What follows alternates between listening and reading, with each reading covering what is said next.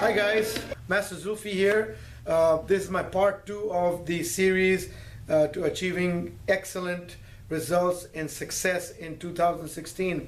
Last time when we met, it's been a little while, we talked about getting your calendar ready, and I hope you're working on it. Today I'm going to talk to you about something very important which we just finished in our staff and directors training last week, and I want to come back and share this with you. So these are called three key areas of growth and success. Remember, I said 3 key areas of growth and success. Everything is great, marketing, sales, all that is needed. All those are, life functions of a successful martial arts business. But there are 3 key areas which we have to be mindful of on a daily basis. And if you're not thinking of them and planning them and working them on a daily basis, you are either slowly, regressing or not growing at all. So these are three key areas of growth and success. Okay, so in a few seconds I'm going to talk to you about them. But before I get there, I want to personally invite you to our National Training Day, which is coming up on the 30th of January. It's very close by, and Saturday, January 30th, we have all day of training. I'm teaching the Bushiban ground combatives. Also, we are doing active shooter defense drills. We are aligned with some law enforcement agencies, and we're going to be working on some active shooter drills. These are scenario simulated drills we are going to be working on. We're also going to be working on, for the kids, tiger form. We have a whole tiger system called Chayalan in the Bushiban martial arts, and we are going to be introducing the tiger form.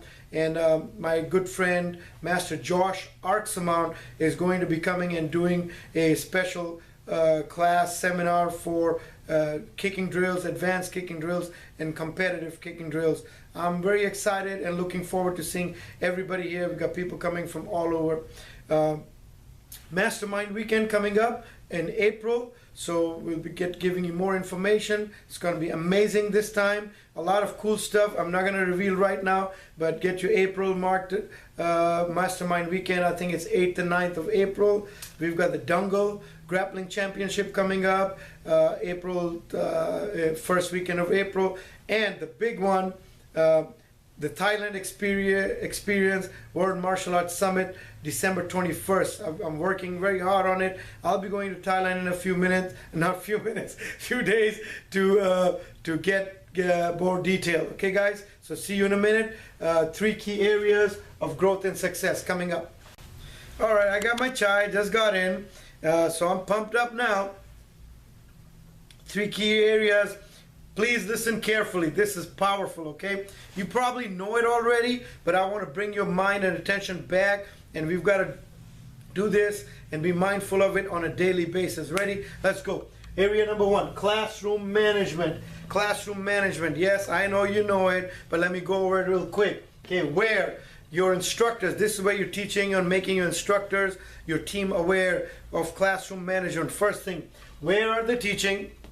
When are they teaching? They must know which part of the floor they'll be in, what time they need to be there, and they need to be there 10 to 15 minutes prior to the actual class starting, meeting and greeting, saying hello to the students, having fun, tell them welcome, shaking hands with the parents, trying to find out if there are any concerns or anything they want to work on, recognizing the students, having fun, getting the class mood started, getting yourself in the zone, in the frame of mind. Okay, very important. Who are you teaching? Is it little kids, adult, teenagers? So an instructor should mentally be ready before the class. Don't just stroll in there. If the class is at 4 o'clock, don't walk in at 3:59 and be there 10-15 minutes. Be mentally prepared. Who you're teaching, where are you going to be? Then you go into what are you teaching? This is the big one. What is your lesson plan? Are you planning your work and working your plan? Do you have a lesson plan? Do you take time to sit down and really do a authentic, a real, a lesson plan which is functional, not just winging it? A lot of us Sometimes we go and wing it. That's very poor professionalism. Got to have a lesson plan. It has to have a theme. It has to connect from week to week and build progress, okay? So work on that. If you're not working on lesson plan, I highly recommend take 20-30 minutes every day and sit down and work on your lesson plan. Know who you taught last week, know where you're going to be, who you're teaching, okay, where will you be. Okay, next is how, how are you going to teach? We don't have the same style of teaching for every class.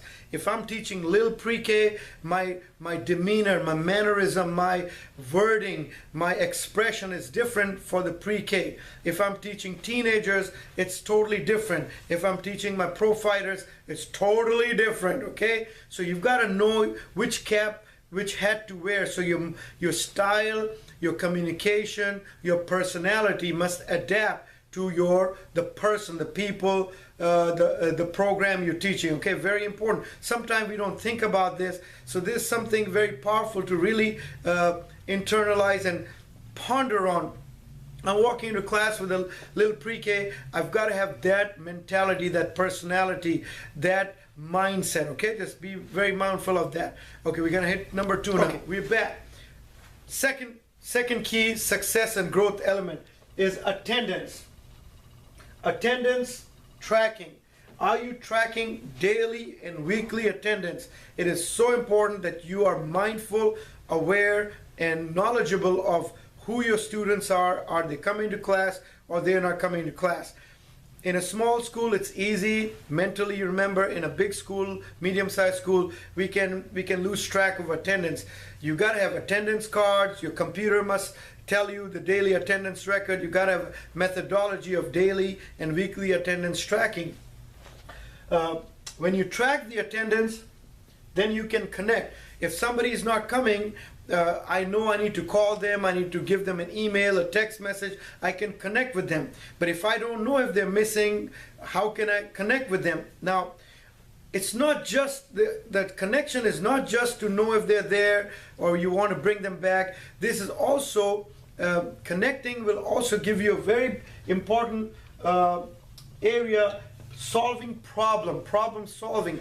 So I called Johnny and I said, Johnny has not been here for a week. I took time to find out on Friday that he's not been here all this week. Friday night, Saturday morning, Monday afternoon, I called and I said, Mrs. Smith, I have not seen Johnny. Is everything okay? And she said, well, we're having scheduling problem. He's just started basketball and I can't bring him. So see, that's a problem we can solve.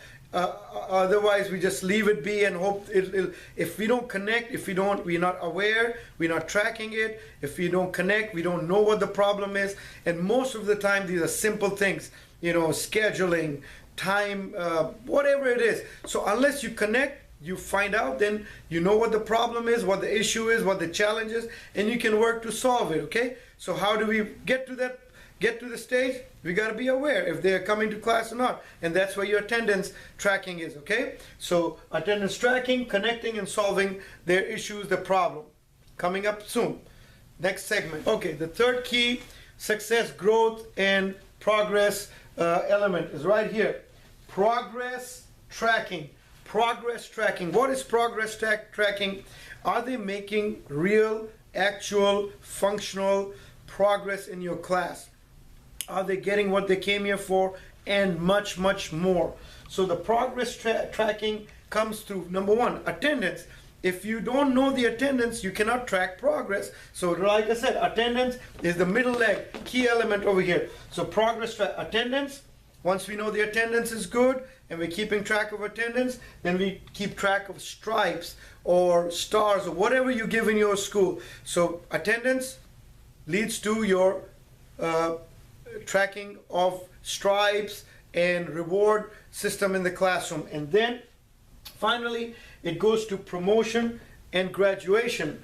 They need to be promoted. They need to make progress. They need to make visual, tangible progress by change of color, stripe, a feel of the new uniform, whatever your method is that you need to promote them. They need to have promotion. They need to have progress tracking. That is when you have the graduation, you hosting graduation or you doing promotion in class.